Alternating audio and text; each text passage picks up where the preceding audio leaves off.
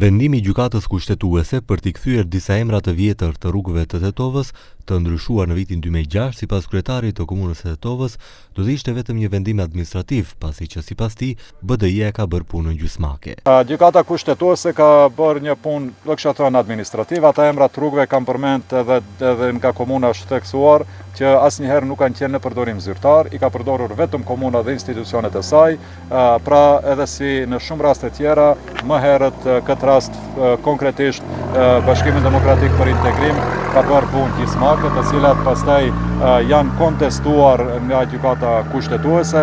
Ne kemi nisur një proces gjithëpërfshirës të emërtimit të gjitha rrugëve në qytetin e Tetovës, me shka në rrugë ligjore këta rrugë do të mbeten. Nga BDI ditë më parë thanë se vendimi i kushtetueses është politik, ndërsa emrat e rrugëve në Tetovë janë ndryshuar me badenter. Nuk mund të ndryshohet nga kërkesa e një shoqate e cila ka vendosur të ngreje iniciativë në gjykatën kushtetuese mbi baza emocionale e jugo-nostalgjike.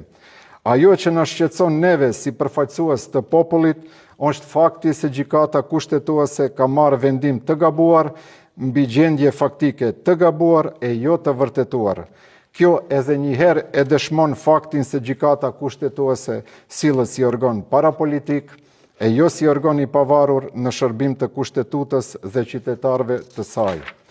Ne jemi të bindur se vendimet që janë marrë në kohën kur BDI ka udhëhequr me institucionet janë marrë konform ligjeve dhe vullnetit të qytetarëve me përgjegjësi të plot politike. Emri i sheshit kryesor dhe i 10 rrugëve të Tetovës të ndryshuara para 19 vitesh rrezikojnë të rikthehen në emrat e periudhës komuniste, pasi gjykata kushtetuese ka hapur procedurë në ndyshimin se Këshilli i Komunës i ka ndryshuar ato pa pëlqimin e qeverisë. Çështja ka qenë e paqartë për vite, pasi Ministria e Brendshme dhe Regjistri Qendror nuk i kishin futur ndryshimet në sistem, ndërkohë që emrat reflektoheshin vetëm në tabelat dhe dokumentet komunale.